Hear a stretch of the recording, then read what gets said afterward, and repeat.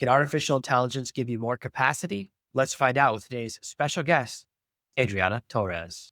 Welcome to the Artificial Intelligence Podcast, where we make AI simple, practical, and accessible for small business owners and leaders. Forget the complicated tech talk or expensive consultants. This is where you'll learn how to implement AI strategies that are easy to understand and can make a big impact for your business. The Artificial Intelligence Podcast is brought to you by Fraction AIO, the trusted partner for AI digital transformation. At Fraction AIO, we help small and medium-sized businesses boost revenue by eliminating time-wasting, non-revenue generating tasks that frustrate your team. With our custom AI bots, tools, and automations, we make it easy to shift your team's focus to the tasks that matter most, driving growth and results. We guide you through a smooth, seamless transition to AI, ensuring you avoid costly mistakes and invest in the tools that truly deliver value. Don't get left behind. Let Fraction AIO help you stay ahead in today's AI-driven world. Learn more and get started at fractionaio.com.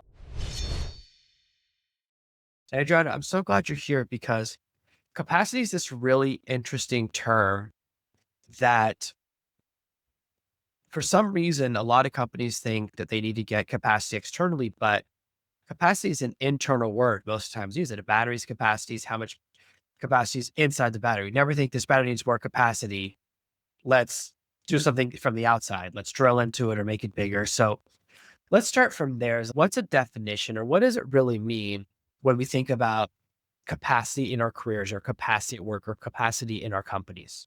Yes, that's a great question because there are a lot of things that are happening right now that really are making us look a little bit more in depth into that concept. And to me, capacity is the ability to optimize and better use your resources, right? They could be your time. For example, if they're personal resources, it could be your time, your energy, your money, the use of your talent, and also your material, your products, your systems, your processes, right? The process reinvention. My coaching business is about the processes, and you can actually build more capacity into your processes. So I think that's at least the concept for me. I find that capacity touches up a lot of processes in our lives. It's not only about business, it's not only about work. It's also personally, and also creating that capacity for ourselves to go pursue our passions, to live our purpose, to feel like a more enjoyable kind of life, to be more fulfilled in the life in the experience of life that we choose. So it touches up a lot of things. And I think that it's good to focus on that much more now than ever, because a lot of times we don't realize that we can build in capacity from within, from our processes, from our systems. So there's something I find really interesting, which is like when people focus on efficiency, they spend so much time getting efficient that nothing gets done. They have a bullet journal, and they have this, and everything's super organized. And I sometimes follow that process. And I see this happening right now a lot with artificial intelligence, which is that we grab a tool because we think it's going to solve all of our problems, and we ignore that there's a learning curve, and different tools have different learning curves. I use several different image generators, for example. One of them, I got a great image on the first try. The other one took like months to get good at it. It's much more powerful, more complicated. And there's a trade-off. Like complexity for power means longer learning curve. So we see entrepreneurs all the way through larger corporations adopting tool and expecting to get the result, increased capacity on day one, when actually you have while you're figuring out the tool and you're working out the kinks and figuring out, wait, this works for us, this doesn't. And then eventually you get the increased capacity. But there's that initial dip. And I see, especially when companies or teams grab like a bunch of tools at once, there's such a dip. They go, the AI is the worst. It's making everything worse. What I want to get into, which I love that you brought up first, is actually processes. This is something so critical. When I deal with clients and they want something done, I say, what's your current process? We'll accelerate it. They go, we don't have a process. They go, that's much different. You have to build a process and then accelerate. You have to build a car before you build a faster car. Yeah. Very different. And that's something that's really critical, which is systems and processes. Let's dive into that and why they're so important, why it's so important to be systematic about the way you do things and how to develop more efficient or processes that give you more capacity. Yeah, that's such an important question to answer, right? And I'm sure that different people are going to answer it differently. I think that maybe 20 years ago, I would have answered that question completely differently than now. And the reason is because now I know the tools that really are going deeper into the process and deciding what really in this process is adding value, right? What is serving the purpose of what we're doing? And a lot of people just have this situation that they're working for a process that not necessarily is serving them well. Right. And that's the thing that I want to do. I want to turn those tables to the other side. So we definitely need to look into our processes. And if we don't have a process, as you said, we have to create one and build up from there. We cannot think that I just want to wait until I know that I'm ready to create the most perfect process ever. That's never going to happen. And when we create the processes, there are a few things that we have to answer first. Why are we doing this? Are we creating this process? What is the purpose of what we're trying to do? How do we get to the end result? Because what I have learned through the experience of working with lean continuous improvement tools and methodology, and also with people when they are applying this into their operations, is that if you don't pay attention first to what you want to do, how you want to do it, and why you want to do it, I think that the process is going to become something that is going to cause friction for you and for your operations and for your employees and ultimately for your customer. So again, that's why I really dive so much deeper into the process, because if you don't understand what you have today, which is what we call the current state, you're not gonna be able to be aware of the gap, how you get to the future desired state. And it all starts with the process. Is the process really serving you? Is there a better way to optimize it? And what is the purpose of this process? What purpose does it serve? What is the value that you want to get out of it? Those are important questions that you need to answer first. The first phase, or like the first challenge of the process, is a lot of people, they build a business on their own. They're a solopreneur, early entrepreneur, and they don't realize how important process is until you make that first hire. And Yeah. they say, here's what I want you to do. And they go, okay, what's the steps? And you go, this, I just do it. And when you don't develop the skill of designing a process or designing an SOP, then you don't have the ability to pass it on very well. You start to realize that when you explain it, steps are missing. And it's so important to actually develop the skill of going, okay, what did I do? What are the steps I followed? And this will be a long time to figure out, because you see this when you hire your first VA and you go, great, manage my social media. And you don't know what the steps are, and they don't know what the metrics of success are. So what's a good job? What's a bad job? This many followers is good. This many followers is bad. This is a growth trajectory. So if you don't have like the goal, then a person can't self-assess. So they don't know what to do and they don't know if they've hit it. And you end up, that's why everyone always fires their first VA or their first assistant, because they actually failed as the hire, not the person. They didn't give them those metrics, those tools. And I find that when you start to record yourself doing something, you see so many inefficiencies. So if I record myself doing a process, I have to delete so many little steps. And that's the first step of optimizing. When you actually watch what you do, this is why athletes record themselves. You go, this is what I do. How can I make this faster? What are the things that are slower? And there's so many little things that I've developed. Like I have a folder on my computer that if I put an image in, it adds a blue border. And I was like, because I do that all the time. I manually done it thousands of times, right? When you're putting an image on your blog, I go, why am I doing this manually? Or optimizing an image, like compressing an image or converting it from PNG to JPG, things that I do over and over again. I was like, oh, I need a better process, or naming files. It starts with self-observation. And that can be very challenging, because you have this, it's like, it used to be before we had automation with cars, one person will build the whole car from scratch. And then when you started thinking, no, we want to do a conveyor belt and have different people at different stages, we have to be very systemized. We have to put the wheels on in the same order every time. You can't do things in a different order or be emotionally driven. And that's really a challenge for someone who's going, oh my gosh, I need to develop processes. What's the best way to be self-reflective, to go, okay, what do I actually do? How can I see what my process is before I can even optimize it? Yes, that's a great question too. And like, I would like to touch up a little bit on this capacity and processes with AI as well. But to answer your question is, you have to define what you're trying to do. And you have to define what is the purpose of what you're trying to do. What's the value that you want to give, right? First of all, because again, the process is going to be designed to help you do that and keep on doing that, helping you keep on doing that in a more improved way.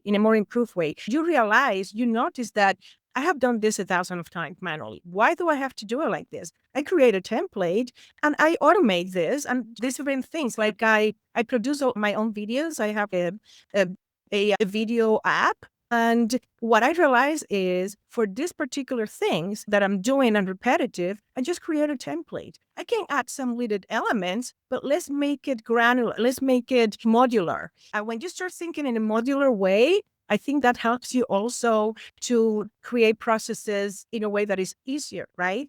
Because you want to go through the flow. There is a tool on Lean Continuous Improvement that is called the value stream mapping. And it's really telling you, what are you trying to do? What are you doing from the start, from the raw material, all the way to the end product? What are the things that you're noticing in there that maybe need to be shifted a little bit? And it's not about a huge overhaul. People think that, oh my God, making improvement to a process is let's start from scratch.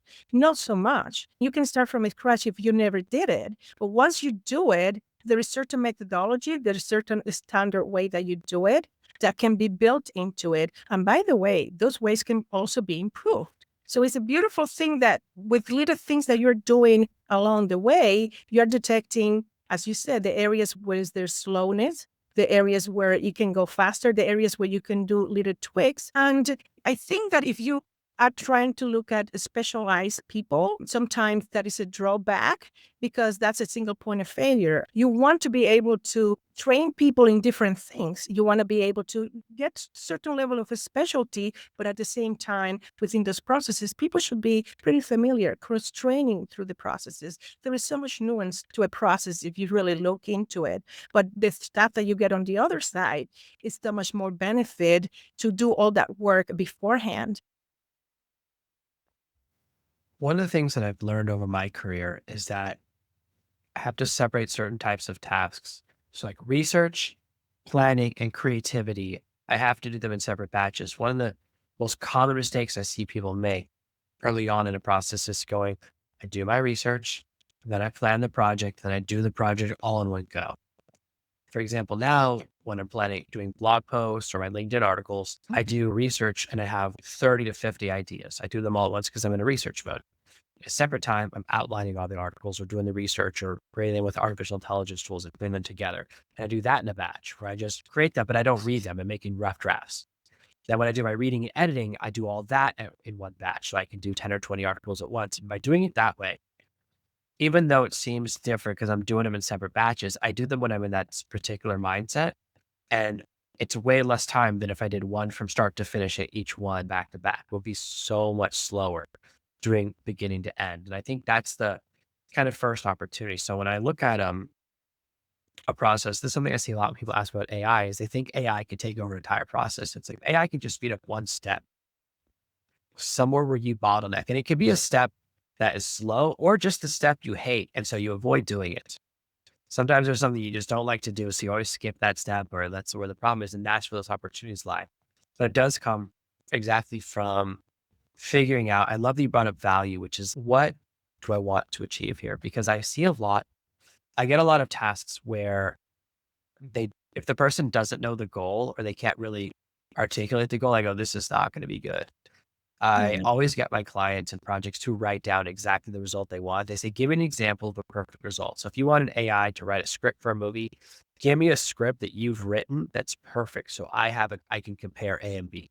Without that, so much guesswork. And that's really that critical component of like, what is the result you want here? I see people often really, this happens a lot with social media or videos. They go, I want to put out a bunch of videos. I say, what if no one watches them? Oh, actually, I want to make you watch them. Okay, what if people watch them, but no one ever clicks, no one ever subscribes, no one ever buys anything, right? And the goal keeps moving. So sometimes you have to do a little interrogation, a little investigation to find the real goal. And it's really, that's that critical part because it's a huge difference if I make a video trying to get likes versus trying to get subscribers versus trying to get them to buy something. You can't get people to do three actions. I see this mistake in podcasts more than anything. At the end of a podcast, I'm like, thanks. You can leave a review on Apple and on Spotify and on YouTube and make sure to subscribe to our channel. And also we have this and also we have that and also we have this. Nobody has ever liked a podcast episode so much. They've done 7 things. Like Yeah. people will do maximum of one. So focus on that. If you need reviews, just ask for review. If you want subscribers, just ask for subscribers. Don't ask for both. Nobody will do both. And that's like the mistake, right? Of having too many goals. So how can someone just, oh my gosh, I've been doing stuff, but I don't even know why I'm doing it. How can you take that step and look at what are the most important steps and what are the steps that I need to do versus the steps that I can put into process or have other people do? So there's always something that like it's your secret sauce, your magic part. But usually 80% of the process you can automate or have someone else working for you do that. What's your little process or what's your strategy for approaching that? Yes, we spoke a little bit about it. What is the purpose and the value that you want to give? And people, a lot of times, they concentrate on the what we're going to do to get to the end result, but they really don't pay attention to the how and the why. And those two are so important. I always tell people because that this coaching that I do also connect with training. How do you train your people in order to get the most out of them from the get-go and also to narrow that learning curve that you talked about? And it's important to tell people what they're going to do, but it's so much more important to tell them how they're doing it and why they're doing it that way. At least at the beginning. That doesn't mean that they're going to be doing this forever, right? But they definitely need to know the why. So my process is basically you defined what is the purpose of what you want to do? What is the experience that you want on the customer side? From there, you're going to build that. It's almost like a little bit of a reverse engineering because a lot of people make assumptions of this is the value that I want to give to people and this is what they're going to receive without knowing it's really the value that they want to receive. It's really their want and their need, right? There is this concept that is called the voice of the customer that you really have to get to that first before you start getting too far along in your process because you're going to spend all these valuable resources, time, energy, money, use of your talent, and probably the talent of your team around you in doing something that you're not sure if it's what the value that the customer wants to receive. So you'd really have to do a lot of previous research before you even decide this is the process that I'm going to have. And I think that is very good that you're batching those efforts that you're doing there because when you're on the flow, take advantage of that. Sometimes when we feel overwhelmed or stressed out or tired or whatever it is, our productivity level is going to go down. If you're really focused on one thing, you are going to get so much more because the focus is there. You're not trying to multitask. A lot of people think that multitasking is going to get them more at the end. That's not the case, right? So there's certain nuances and certain things, certain little tools that you can use to enhance the experience of building the process, but definitely you have to determine what people need first, what people find valuable, and how can you then deliver that. Make sense? Yeah, I think that's really good. Sometimes businesses are so busy doing what they want, they forget that the customers get to vote. And this is what happens whether you're publishing a video or publishing a book or posting on social media. Sometimes the stuff that you think is the best is the stuff nobody likes. My favorite book that I've written, my audience hates. I have two other books that have done well. The two books they love the most are not the books I expect people to love the most. And it's like, it's a democracy. They get to vote. And the beauty is that people will tell you what their problem is and then pay you to solve it. So they will give you that feedback if you look for it. I think that's really critical because sometimes we optimize a process that's broken or a process, you're just going to crash faster into that wall. It's just going to, you'll find out that you're going the wrong direction faster, but it's so important to really look at what's working, what's not working, what is your customer want, or who is your ideal customer. And these are one of the things that has really changed in business in the last 30 years is that you used to have a business plan. Like the standard way to start a business in the 70s, 60s was you'd write out a really detailed business plan and then you would go to the bank and get a loan and you would implement it. Now, start a business. Because you don't need to borrow money anymore. You can start online, start on your own. You go, I'm going to do this or I'm going to do that. And there's no plan. And I've seen this. It's very common with social media. I've seen people have a followings of hundreds of thousands or millions of people, and they've never made a dollar from that audience because they had no plan, no business plan.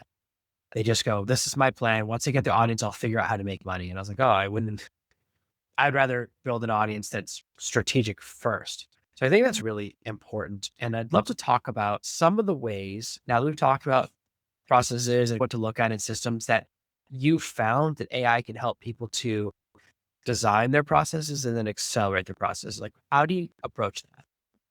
Yeah, I remember AI has changed. The concept of AI has changed so much throughout the years because in the early 90s, when I was at university, one of our teachers, his course was automation and robotics, right? So they were trying to investigate and research AI in order to make that automation on a robot not only dependable on a programming, but also to have a little bit of autonomy there. So look where we are right now. I mean, the world has changed so much in the last 30 years, and maybe ChatGPT and all these other AIs, generative AIs, they have been more developed because this is the era of information, right? It's about management and manipulation of information mostly. I don't know if we're going to have an AI terminator anytime soon. People don't go into that kind of research, but it's so powerful. It's a very powerful tool. It's a very robust tool. But I think that also AI is coming to us.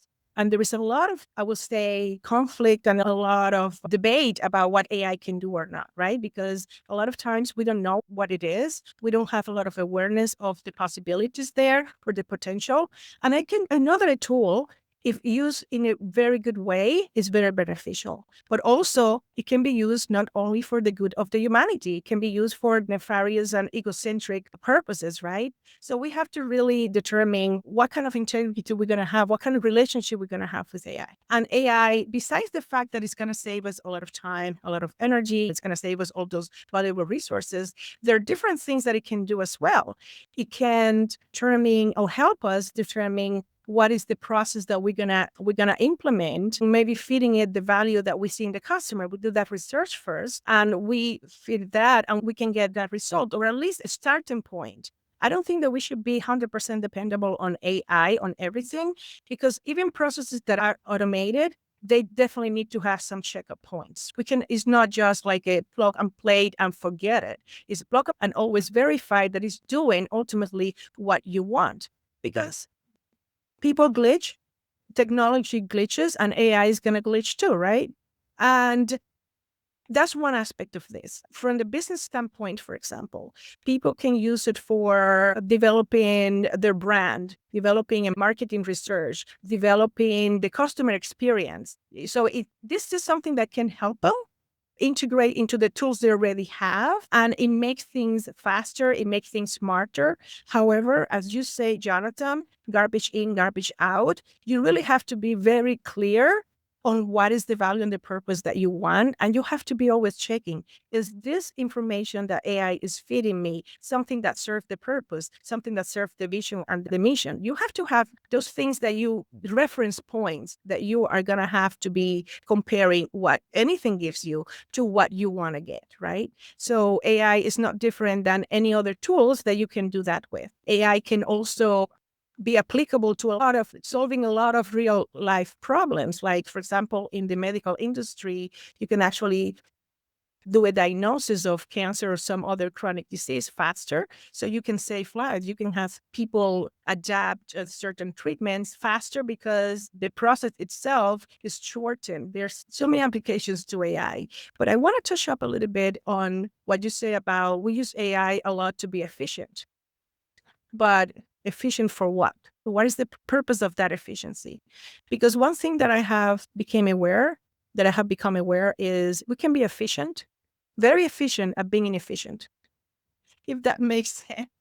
And that's something that I love to tell people. So you can be efficient, but are you really adding value or generating value or giving people what they want? So again, as you said in your example, people have thousands and even millions of followers, but nobody buys from them. The message to get subscribers and people who really understand your value and connect with that and resonate with them is different than just entertaining people. You have to do a little bit of education, entertainment, and also understand how people think. Again, is understanding what is on the other side, what is the experience on the other side. So AI can do a lot of things, but you want AI to be efficient and effective. Yeah, and this is why I always talk about you have to know the problem you want to solve or the process you want to accelerate before you bring in AI. Because I see most examples, most use cases I see where people are doing stuff with AI are just clever And I see a lot of startups right now. We're seeing a huge number of startups in the AI space fail because they do things that are cool, but not useful. And that's really an important paradigm, which is usefulness. And the measure of usefulness is, does this help me in a meaningful way? And that's something that seems to get missing because I see so many things like, yeah, that's really cool, but I'll never use it.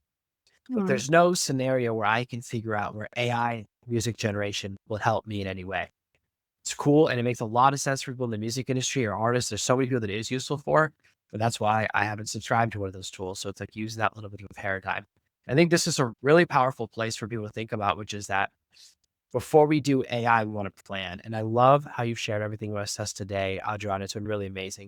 For people that want to learn more about what you do, help them design their processes, where's the best place to find you online and learn more about the amazing things you're doing this year?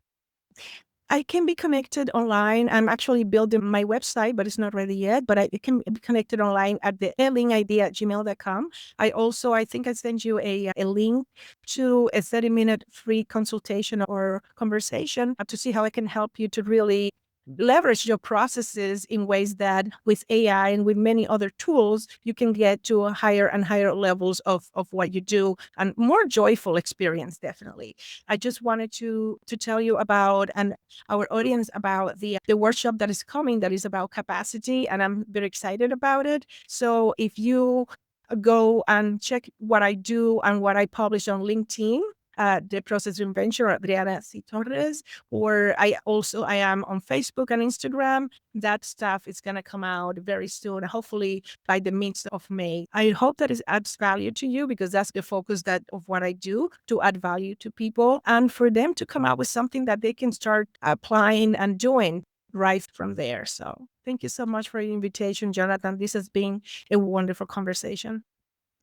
Thank you so much for being here today for another amazing episode of the Artificial Intelligence Podcast. Thank you for listening to this week's episode of the Artificial Intelligence Podcast. Make sure to subscribe so you never miss another episode. We'll be back next Monday with more tips and strategies on how to leverage AI to grow your business and achieve better results. In the meantime, if you're curious about how AI can boost your business's revenue, head over to artificialintelligencepod.com/calculator. Use our AI revenue calculator to discover the potential impact AI can have on your bottom line. It's quick, easy, and might just change the way think about your business. While you're there, catch up on past episodes, leave a review, and check out our socials. If you enjoyed this episode, I've got 2 more that I think you're going to love. Click one of these videos to dive into more awesome content, and don't forget to subscribe for even more insights on using AI to grow your business. And I'll see you in the next one.